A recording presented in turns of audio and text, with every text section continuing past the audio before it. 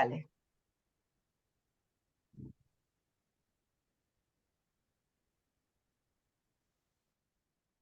Bienvenidas y bienvenidos a esta emisión de Escribe desde casa, una iniciativa de la Escuela de Humanidades y Educación en colaboración con el Centro de Escritura del Tecnológico de Monterrey, cuyo propósito es acercar a la comunidad académica y al público general temas de interés relacionados con la escritura, la lectura y la oralización académicas. El día de hoy, nuestra actividad está dedicada al tema lectura, papel y pantalla. Esta charla tiene la intención de conversar sobre la lectura digital e impresa y ver cómo a lo largo de la historia han cambiado los formatos, las formas y las funciones de la lectura. Pero nunca antes los cambios se habían producido de una manera tan profunda como en los últimos años. Ahora nos preguntamos, ¿por qué leer? ¿Todas las lecturas son iguales? ¿Qué efectos tiene la lectura? ¿Cómo leen los jóvenes? ¿Hay políticas de lectura o solo postureo? ¿Cómo educamos la lectura? ¿Es mejor ver o leer? En esta charla se dará respuesta a estas interrogantes con datos y hechos. Y si el tema es interesante, podrán consultar más información en el ebook Lectura, Papel, Pantalla de nuestra invitada, el cual está disponible en diversas librerías. Para hablar de este tema, contamos con la presencia de Gemma Yuk, a quien me permito presentar. Gemma Yuk es doctora en Filología y catedrática del Departamento de Filología, Traducción y Comunicación en la Universidad de Valencia. Al día de hoy, cuenta con más de 30 años de trayectoria en investigación. La doctora Yuk ha publicado más de 100 trabajos de investigación entre artículos, capítulos de libro y monografías. Su campo de estudio va desde la narrativa oral y su evolución, la literatura infantil y juvenil, programas de promoción a la lectura, epitelios virtuales públicos que hablan de lectura y libros, entre otros.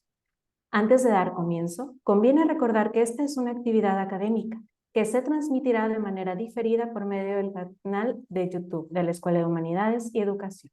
Les pedimos enfocar todos sus comentarios e intervenciones en el tema del conversatorio a fin de enriquecer la visión del público general. Adelante, Gemma, bienvenida.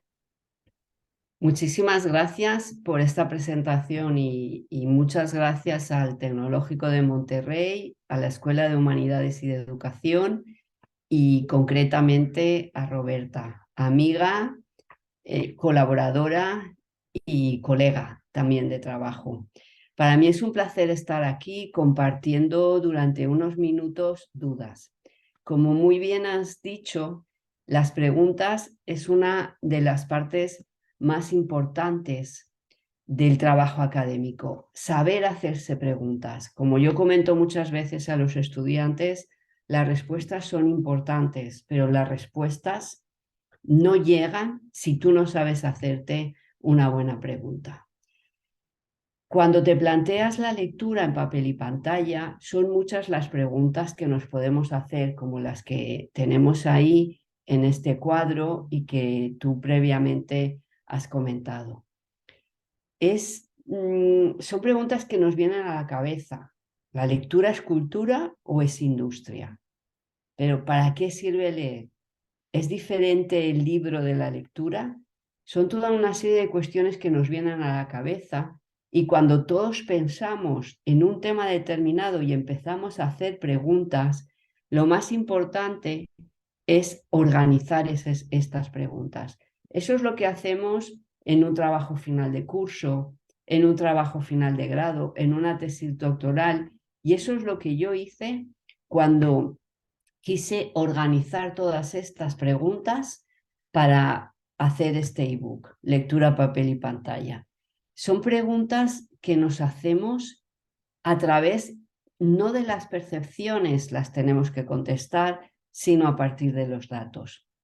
Obviamente en la sesión de hoy no va a dar tiempo de comentarlas todas, y eso que hay cosas que a mí me interesan muchísimo, porque cuando hablamos de pantallas siempre nos quedamos en la pantalla en digital, en la lectura de texto expositivo, y no pensamos que las pantallas ya influyeron enormemente en nuestra manera de ver la lectura. Por ejemplo, todas las adaptaciones de Disney, de la narrativa de tradición oral europea o de los clásicos infantiles y juveniles, nos ha cambiado notablemente la manera que tenemos de leer estos clásicos.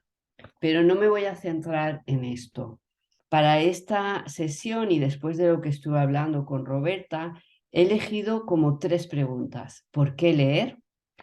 ¿Qué efectos tiene la lectura? ¿Y qué formatos de lectura? Son 3 preguntas que ahora mismo están en las primeras páginas de cualquier periódico, de cualquier exposición o discusión. A la primera pregunta, ¿por qué leer? A mí siempre me gusta responder, leer para mantener la memoria, para construirnos como ciudadanos.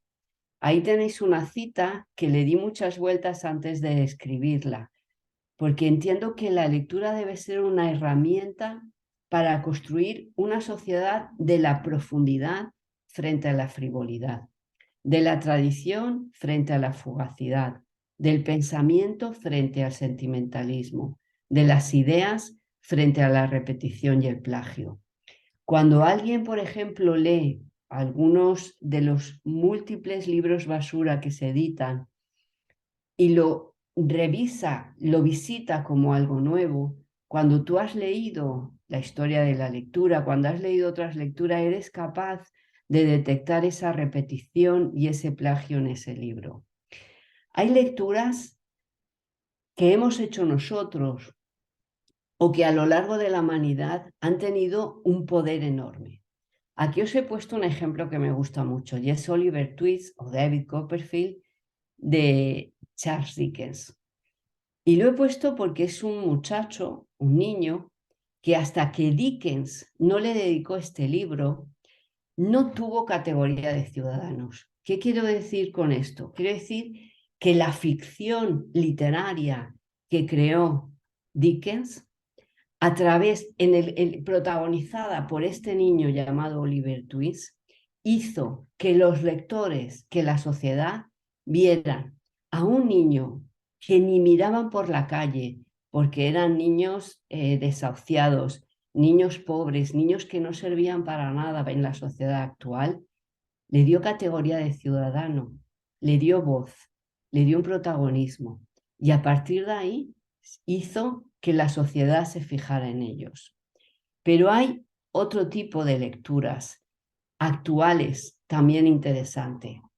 Hay lecturas, por ejemplo, que tienen valor porque guardan la memoria histórica de un colectivo. Por ejemplo, Harry Potter. Estoy segura que muchos de vosotros habéis crecido todavía con Harry Potter. Vamos a poner 2 ejemplos. En este primero, Ana Frank, el diario de Ana Frank, recordaréis que es la historia de una niña durante la Segunda Guerra Mundial. Es una niña judía que se esconde para que los nazis no la lleven a un campo de exterminación. ¿Cómo sería Ana Frank en la actualidad? ¿Cómo el cambio de formatos influye en la manera de contar los conflictos? En 2014 se hizo popular Farah Baker. Farah Baker, que firmaba en Twitter como Farah Ghassan, lo que hacía era narrar, explicar a la manera de Ana Frank cómo ella vivía los bombardeos de Gaza por parte justamente de los israelitas.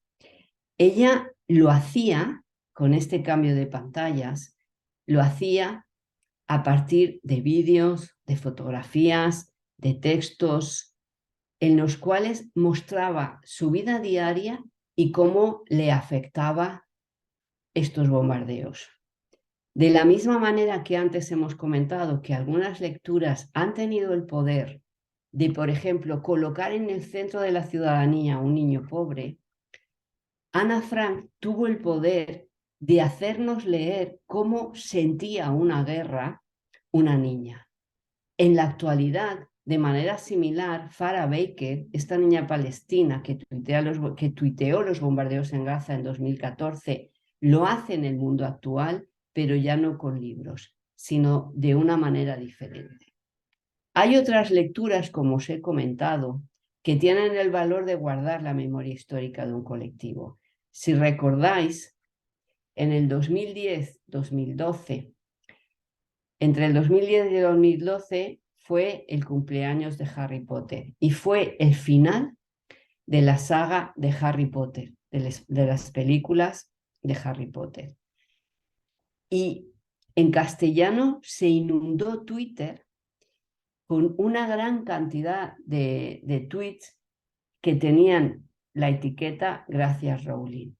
Con estos tweets, cantidad de lectores del mundo completo dieron las gracias a una saga de 7 libros que tuvo el acierto de generar un universo de ficción en el cual se identificaron niños mexicanos, niños y niñas mexicanos, españoles, franceses, del mundo completo y que todavía en el mundo en 2023, en la actualidad, continúan identificándose. Con la escritura de estos tweets, una generación de jóvenes lectores compartieron en Internet su gusto por la lectura y por qué aquella saga había sido importante para ellos.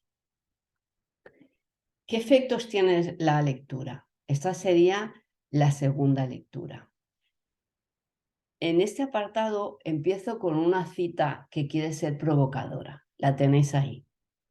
Ahora se lee de todo, sin orden ni concierto, sin ningún objetivo. No se saborea nada y se devora todo. Nada se sitúa en el lugar que le corresponde. Todo se lee fugazmente y con la misma velocidad se olvida. Estoy convencida que habréis leído textos similares o los habréis escuchado en la actualidad. Y sin embargo, este texto se escribió a finales del siglo XVIII. Lo escribió un señor alemán que estaba como escandalizado por el tipo de lecturas que se hacían en aquel momento. Por lo tanto, la lectura como diversión, o lo que se ha venido a llamar ese efecto narcótico que tiene la lectura, no es algo propio del siglo XXI. Nace a la vez que nace la lectura. No es este el momento de hablar si estas lecturas son importantes o no lo son. Lo que sí que es importante es que este tipo de lecturas también hace grandes lectores. De manera que tenemos, por una parte, una serie de jóvenes que no solo leen mucho, y que obviamente son una minoría, no solo leen mucho, sino que además de leer, consiguen un éxito personal y profesional a través de la lectura.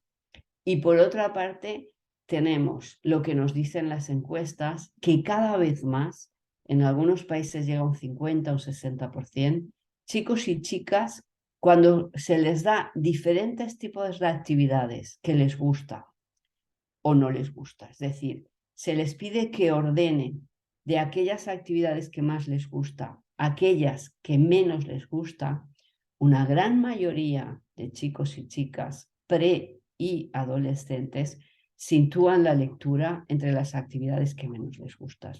En algunos casos solo la sitúan por detrás de leer, solo sitúan dormir y ordenar la habitación. Como podéis imaginar, en los primeros lugares está charlar con mis amigos, quedar con ellos, los juegos de ordenador, salir con los chicos, hablar por teléfono, etc. Y la lectura en los sitios más bajos. Pero me voy a quedar a hablar de la importancia de la lectura en el éxito social. De ese grupo de jóvenes, porque además en este caso México ha sido pionera en este tipo de práctica social. Me estoy refiriendo a los book influencers, es decir, esos chicos y chicas que desde el 2003, porque es importante hacer cronologías y hacer memoria histórica de todos los fenómenos, por muy actuales que sean, desde el 2003 han utilizado las pantallas para hablar de aquello que más les gustaba, que era la lectura.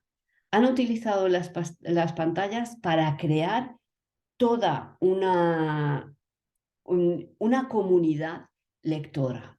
Entre ellos y todos aquellos chicos que estaban a lo largo y ancho de este mundo que también les gustaba leer.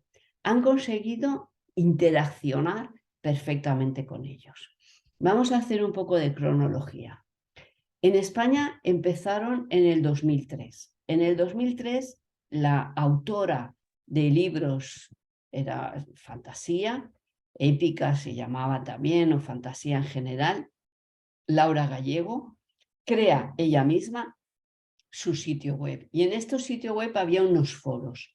Y en estos foros, cantidad de chicos y chicas desde el 2003 empezaron a hablar de lectura. Eran unos foros en los que intercambiaban opiniones sobre libros de Laura Gallego, pero también sobre libros de otros autores.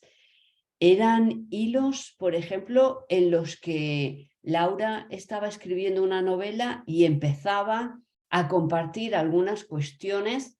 Algunos estáis pensando en Wattpad, pero en el 2003 Laura ya empezó a hacerlo. Ella empezó a escribir uno de sus libros, lo compartía en un hilo y les iba comentando cosas. Tengo dudas sobre el nombre de la protagonista y todos sus lectores les daban la opinión. Para muchos booktubers posteriores, como por ejemplo Javier Ruescas, nos dijeron en una investigación que hicimos sobre el trabajo que ellos realizaban, que los foros de Laura Gallegos para ellos fueron su escuela. Allí fueron donde aprendieron a compartir y hablar virtualmente con otros chavales sobre lectura. En el 2017 más o menos Laura cierra ya los foros, básicamente porque habían otros espacios a los que los chicos iban y decide cerrarlos. Es importante decir que los foros funcionaban con una dinámica similar a los juegos de ordenador. Había unas recompensas, etc. Y además se perdía puntos si hacías faltas, si escribías con faltas de ortografía, si te comportabas como un hate, si insultabas, etc. Por lo tanto, sí que había unas normas que los mismos foristas se ponían y que cumplían estrictamente. En el 2006 empiezan los blogs. Los blogs que comenzaron mayoritariamente chicas, pero también algunos chicos, a partir de 14, 15 años y hasta los 24, 25, que fueron los que nosotros analizamos en profundidad. Eran blogs con unos posts fantásticos que reseñaban perfectamente los libros que leían y recomendaban, pero que además también hablaban no solo de libros completos, sino de autores, hablaban de tendencias, etc.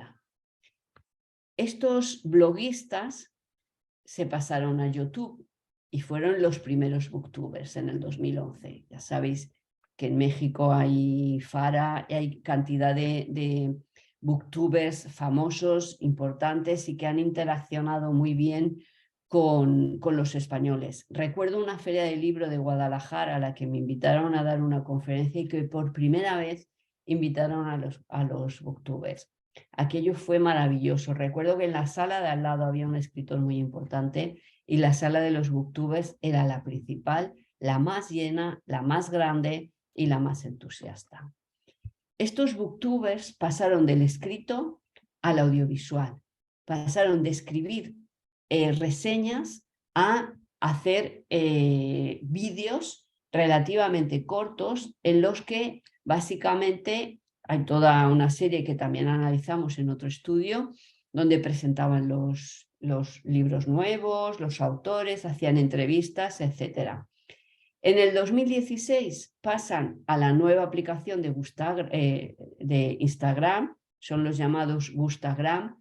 Obviamente aquí ya los vídeos cada vez se reducen más, hasta que en el 22 que pasamos al BookTube la reducción es mucho mayor. ¿Qué es lo que ocurre de aquí a aquí? Lo que ocurre es que de 2003 al 22 hemos pasado del texto al vídeo, básicamente vídeo prácticamente sin palabra, de no tener problemas con la longitud de lo que se escribía a estar prácticamente penalizado si el vídeo es demasiado largo porque nadie lo ve, y hemos pasado de una escritura a una imagen, y desde el punto de vista académico y literario, obviamente a una pobreza en la significación. Antes hablaba de éxito social porque muchos de estos chicos, algunos de ellos, han conseguido un trabajo, han conseguido trabajar en editoriales. Algunos, por ejemplo, de los foristas más importantes trabajan ahora con Laura Gallego y les llevan sus redes sociales, le han hecho el sitio web, le llevan los lanzamientos de los libros. Otros han entrado a trabajar en editoriales como SM, etc. Otros se han dedicado a la industria del cine, del doblaje. Es decir, para estos chicos, leer ha sido un éxito profesional, mientras, como hemos visto antes, para otros, leer es aburrimiento. Y para estos que ha sido un éxito profesional, lo ha sido gracias a Internet y a la capacidad de compartir que les daban Internet. Obviamente, con todas estas plataformas actuales, hay un problema obvio que a nadie se nos escapa, y es que en estos casos, este es el sistema de comunicación en la literatura infantil y juvenil, en la que los autores, mediadores, padres y el lector real son los actores principales. En el caso de los book influencers, desaparece el mediador, desaparece la institución, desaparece, es decir, nosotros adultos, profesores, editores, bibliotecarios, libreros, no pintamos nada en este mundo de la promoción de la lectura en Internet. Esto tiene una serie de problemas en los que no voy a entrar, pero sí que me interesa el cuadro este que os he puesto aquí. Leyendo a Burke y el libro que tiene sobre la institucionalización del conocimiento, me gustó mucho cuando él hablaba que el conocimiento conseguimos crearlo no solo desde la academia, es decir, no solo somos Roberta, yo, profesores universitarios, los que creamos conocimiento. Nosotros es los que nos llamarían los integrados, los profesionales, los rentistas intelectuales, los nombres que Burke dice que habitualmente se usan. Mientras que los booktubers, los book instagramers, los booktalkers, serían francotiradores, aficionados, emprendedores intelectuales. Mientras estos son blancos y negros, que obviamente no es real. Mientras los francotiradores se relacionan con la innovación, con tendencias licuantes, con conocimiento oficioso, a nosotros, a la academia, se nos relaciona con la rutina, con tendencias congelantes o con conocimiento oficial. Obviamente, esto desaparece cuando conseguimos un diálogo entre nosotros y ellos, si nosotros y ellos existe, porque no existe. De hecho, la investigación con los foros de Laura Gallego, nosotros la iniciamos relativamente pronto, hacia el 2009 o así, y no antes, porque los blogs lo iniciamos, pues yo creo que en el 2004, ahora no lo recuerdo. Analizamos los foros, hablamos con Laura y hablamos con los foristas, analizamos los blogs, los entrevistamos, quedamos con ellos, hablamos un montón. Con los booktubers hemos aprendido un montón. De hecho, algunos de ellos me han enseñado cantidad de cosas y me han hecho replantearme parte de mi trabajo de investigación. Y ahora estamos con los Bookstagram y los booktalkers. Yo creo que es muy importante esta relación de profesionales y aficionados, este diálogo que nos ayuda a construir y a entender mejor lo que es la lectura en tiempos de Internet, que es una cuestión absolutamente compleja y en la que es importante escuchar, obviamente, las investigaciones, porque sin investigación contrastada no vamos a ningún lado, pero también las experiencias, la manera de hacer de aquellos que están todo el día en Internet y que nos pueden aportar sus percepciones que tenemos que analizar.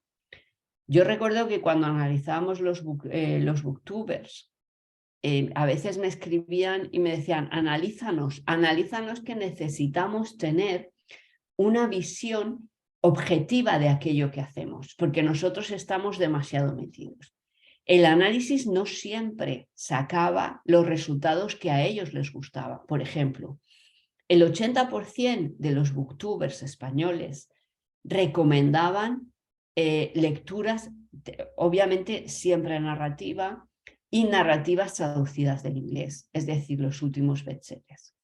Algunos de ellos, como Sebas Mouret, aquello le hizo reflexionar, o a Javier Ruesca, los resultados de nuestra investigación les hizo reflexionar y montaron vídeos sobre literatura clásica, porque era una manera, le dijimos, necesitamos vuestra colaboración para acercar textos como el Quijote, la poesía, el teatro a los jóvenes. Y lo hicieron en este diálogo de mejorarnos y de aprender los unos de los otros. De todas formas, antes de pasar a la tercera, todo lo que estoy diciendo, la investigación, la podéis encontrar en mi página web que os pasará Roberta. La gran mayoría de los textos están en abierto y podéis ver los resultados. Ahora vamos a la tercera pregunta y la última y la más difícil de contestar. ¿Qué formatos de lectura? A ver, la pantalla se nos presenta para muchos con un gran encanto. Es como lo guay, no sé qué expresión utilizáis en México, pero aquí sería pues, lo fantástico, aquello que si no estás ahí parece que estás fuera de onda. Y eso tiene un problema, porque hace que nuestro acercamiento hacia la lectura en pantalla o en la lectura en papel esté mediada por las emociones y por aquellas percepciones que nosotros tenemos sobre el papel que ocupamos en la sociedad. Y hablo como sociedad, nuestro grupo de amigos. Por ejemplo, yo trabajo en el grupo mío de investigación, se llama ERI, Estructura de Recerca, en catalán es de reflexión interdisciplinar sobre la lectura. Hay psicólogos cognitivos, psicología cognitiva, también psicólogos que analizan, los análisis que yo ahora os comentaré son análisis complejos, en los que se trabaja con sujetos reales, se analizan los resultados.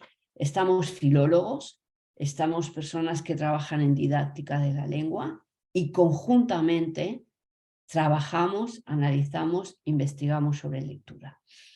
Obviamente la gran mayoría de nosotros llevamos siempre el ordenador o la tableta o el móvil y ahí tomamos notas. Los últimos resultados de la investigación nos ha hecho replantearnos y cada vez más vamos con nuestra libreta en papel en las que vamos cada vez tomando más nota. Y he podido comprobar como últimamente cada mes vamos sustituyendo el Google Calendar por un dietario en papel donde nos estructuramos las notas. ¿Por qué digo esto?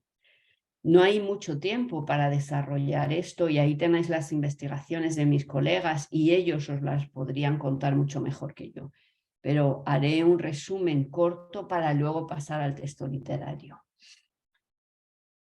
Hay como 4 preguntas que ahora está planteándose en las investigaciones que se están realizando sobre leer en pantalla o leer en papel. La primera sería: los textos en pantalla se leen de forma diferente que en papel. Varía el nivel de comprensión en función del formato. Nuestros estudiantes están mejor preparados que nosotros. ¿Qué podemos hacer? Rápidamente os resumiré algunos de los resultados. Uno de los resultados que cuanto más investigación hay, más claro está, es que un texto leído en formato papel se comprende mejor que el mismo texto leído en pantalla.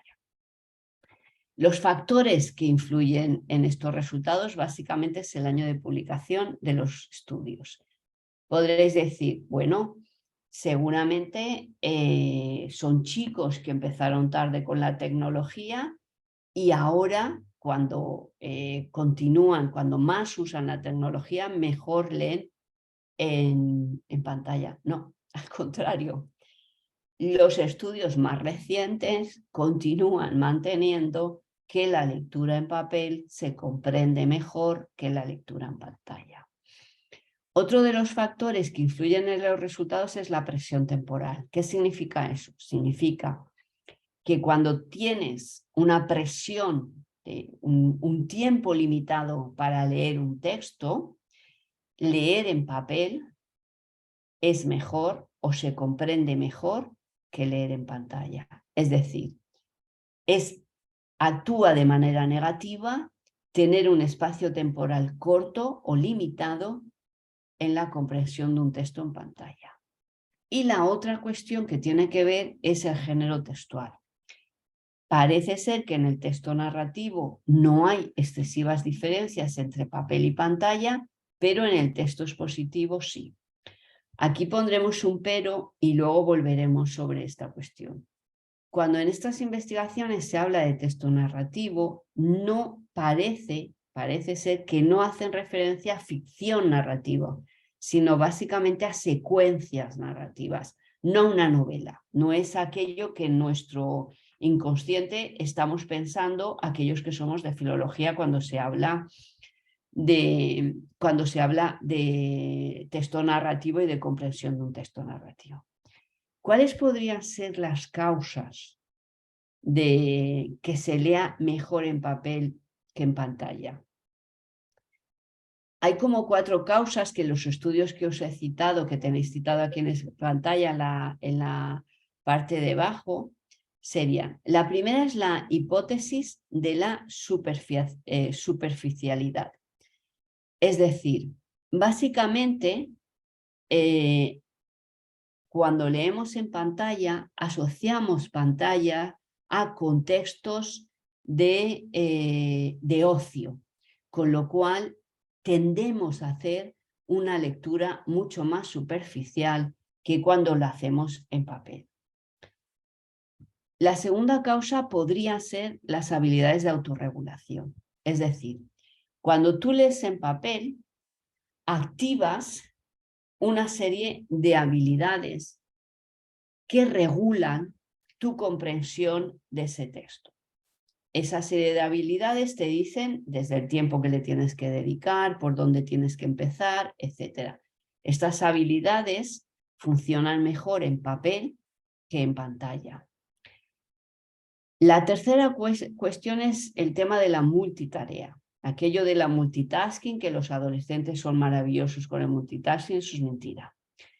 La multitarea distrae, sea el tipo de tarea que sea. Hay diferencias entre escuchar una canción con la letra que tú te sabes y escuchar una canción con una letra que no te sabes. Entre escuchar una canción, por ejemplo, que no te mueve ningún tipo de sentimientos, a otra que te mantiene más neutro. Entre mirar el WhatsApp a toda hora o no mirar los mensajes instantáneos. Entre mirar Twitter o que tengas, por ejemplo, en la pantalla que te aparezcan alertas de cualquier cosa, es decir, las otras tareas que te distraen en pantalla, las tareas que te distraen en pantalla son múltiples. Tareas, cuestiones que no te distraen tanto en papel, ¿sí? Obviamente si eres capaz de cerrar los dispositivos que tienes a tu alrededor. Y la tercera causa, que podría ser importante y que influye en el hecho de comprender mejor en papel que en pantalla, es algo que es interesante. Es una de las cosas que, leyendo los estudios, esta investigación no la realizo yo, lo vuelvo a repetir, son los compañeros que tenéis citados aquí debajo, y cuando leo sus trabajos o lo comentan en las reuniones que tenemos, es una de las cosas que me llama mucho la atención. Y es que adolescentes y jóvenes tenéis una tendencia a sobreestimar vuestra comprensión lectora en pantalla.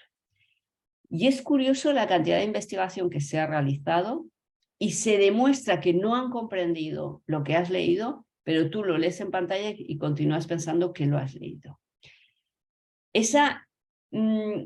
Creer que has comprendido más de lo que has comprendido, en papel pasa menos. Pasa menos posiblemente por lo que la hipótesis de superficialidad que hemos comentado antes, posiblemente porque el papel está más relacionado con la lectura académica y eso hace que tengas una tendencia a pensar que has comprendido menos y a obligarte a hacer un trabajo añadido. ¿Qué podemos hacer? Esa es la gran pregunta. ¿Qué podemos hacer? Pues en uno de los artículos, Lalo Salmerón, Cristina Vargas, Pablo Delgado, hacen algunas propuestas muy interesantes. ¿Cuál es la primera?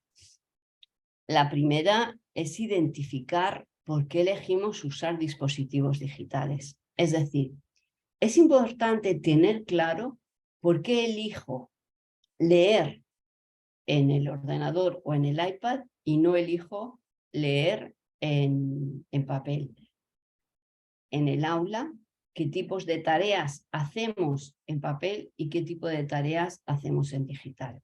Y tenerlo claro sobre cuáles pueden ser las consecuencias y la manera de trabajar. Analizar también el tipo de actividades en las que usamos las pantallas y la lectura en digital.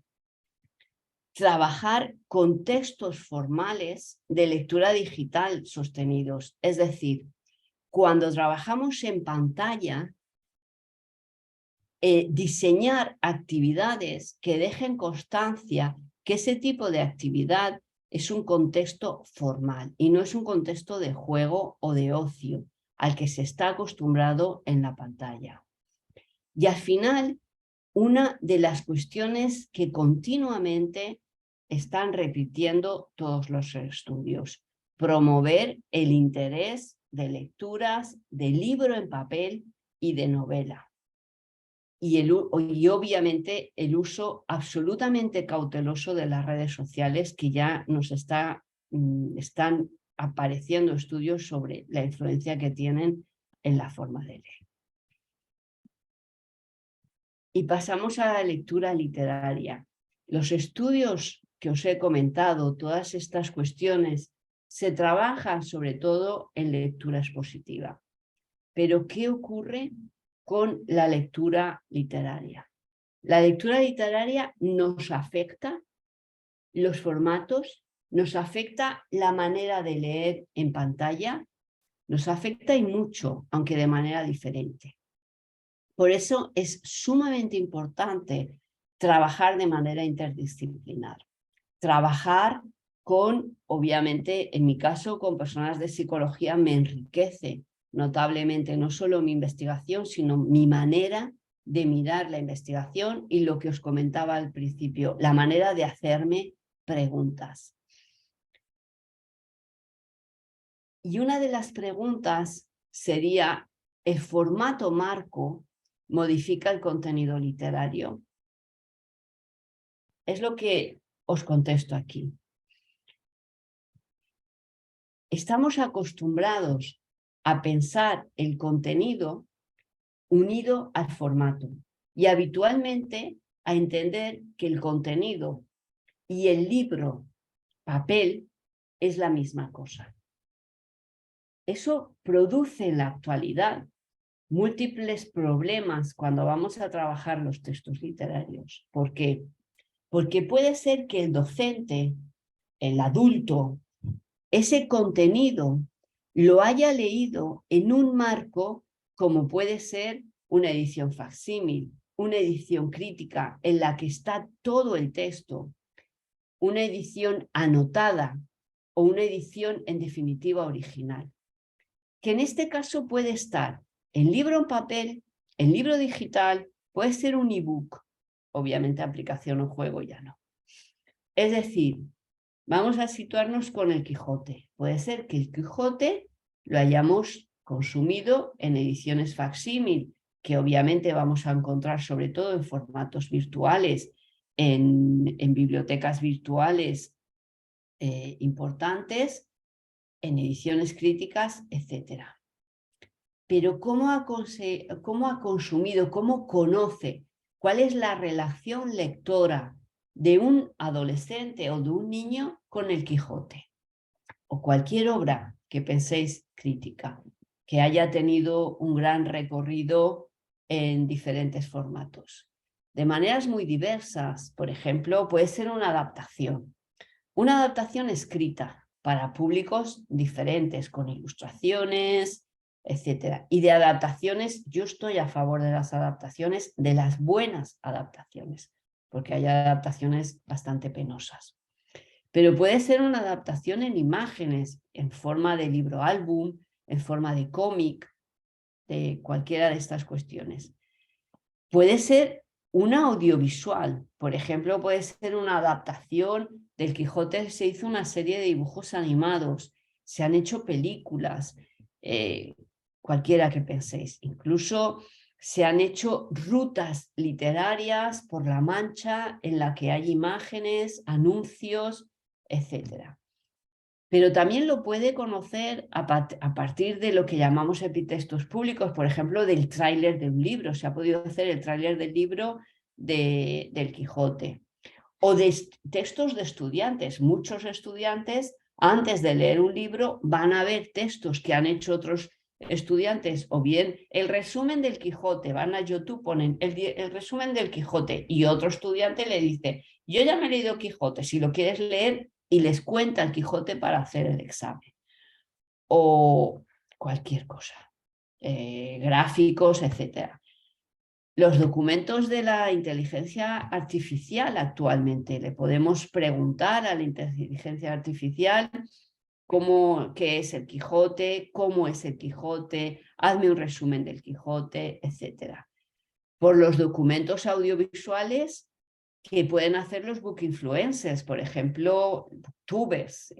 Recuerdo últimamente Javier Ruescas, el último que consulté, que tiene un vídeo magnífico sobre el Quijote. También Sebas Mouret, el coleccionista de sueños, tiene otro.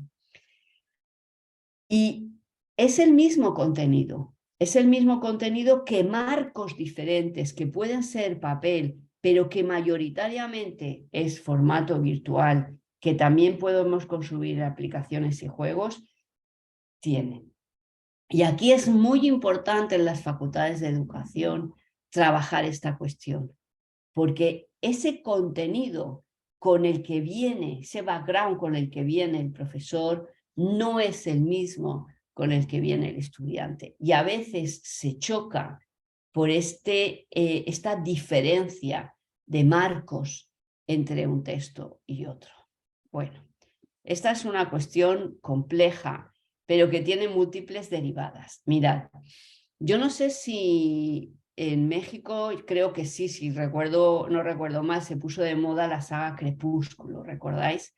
Aquí en España se puso de moda esta serie Crepúsculo y muchos profesores pusieron a leer a los que leían Crepúsculo a Drácula, pensando que era un formato papel y sería fácil pasar a leer Drácula.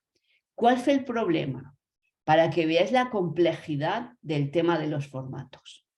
Crepúsculo, no hablo de la película, del libro, estaba escrita en papel, era escritura, pero en realidad cuando analizamos Crepúsculo, lo que vimos es que las relaciones intertextuales no eran con Drácula, eran con series de televisión como Buffy la cazavampiros o Ángel, el spin-off de Ángel, porque Crepúsculo era formato audiovisual. Me explico, el texto en el que estaba escrito era absolutamente audiovisual. Era una escritura del yo, de la hora, con frases cortas que más que leer, a través de aquellas líneas, veías las imágenes que luego nos ofrecería la serie audiovisual. Por tanto, cuando un profesor después de Crepúsculo quería dar Drácula, fracasaba, pero las editoriales lo tuvieron claro y dieron productos similares como los que tenéis en la parte de debajo y que eran muy similares a Crepúsculos porque continúan siendo muy audiovisuales. Lo dejamos aquí. Os doy muchísimas gracias por esta invitación que siempre nos obliga a reflexionar y a pensar sobre este mundo tan apasionante y, como veis, mucho más abierto que la lectura de un texto expositivo, mucho más abierto y que nos obliga a plantearnos múltiples preguntas y para buscar respuestas conjuntamente. Muchas gracias. Me podéis seguir en las redes sociales. En mi página web tenéis muchos de los estudios que os he planteado y cualquier cuestión lo hablamos sin problema. Gracias. Muchas gracias, Gemma. Por lo pronto hemos recibido una pregunta mediante el chat. Guadalupe pregunta, ¿qué futuro crees que le espera al proceso de lectura y escritura ante la realidad que comentaste de la inteligencia artificial? Pues no tengo ni idea. Mira, justamente estaba haciendo lo que no tocaba en el multitasking, porque tenía el móvil abierto para que me diera el reloj y no pasarme de los 40 minutos y me estaban entrando enlaces, noticias del periódico y justamente estaban hablando de este tema, de unas leyes que no lo sé.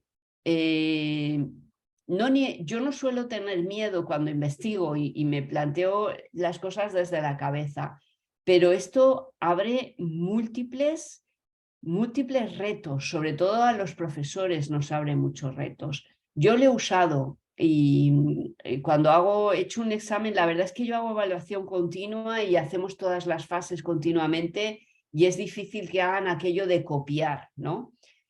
Lo trabajamos en clase. Algunas preguntas de algunas cuestiones se lo preguntamos al chat, a la inteligencia artificial, a ver qué nos dice. Y lo que hacemos a veces en algunas actividades es analizar su respuesta y, como seres humanos, cómo lo podemos mejorar. Y como filólogos, porque yo educo a filólogos, están en tercero de filología. Pero yo creo que el reto es mayúsculo. Lo que creo es que lo interesante sería dejar los sentimientos, tanto de admiración como de miedo, porque ambos son malos nos pueden nublar la mente para analizar lo que pueda haber. Yo creo que nos va a afectar muchísimo. Estoy leyendo mucho todo lo que se está publicando sobre el tema, que básicamente es ensayo. Todavía hay muy poco de investigación que nos puedan dar datos, pero yo creo que es algo que no hay que obviar, que hay que trabajar y que hay que coger, pensar muy bien y trabajar con ello. No lo sé, no tengo respuestas. Sé que es algo muy, muy importante, posiblemente lo más importante. Yo soy una gran lectora de ciencia ficción y de series de ciencia ficción y de muchas de estas series que esto ya lo comentaban. Las distopías me encantan, lo que pasa es que cada vez la distopía es más nuestro presente, ¿no? Entre el cambio climático y todo esto. Y la literatura ya nos anuncia un poco, nos ha anunciado, como hacía Julio Verne en su época, muchas distopías actuales ya nos han anunciado esto que estamos viviendo.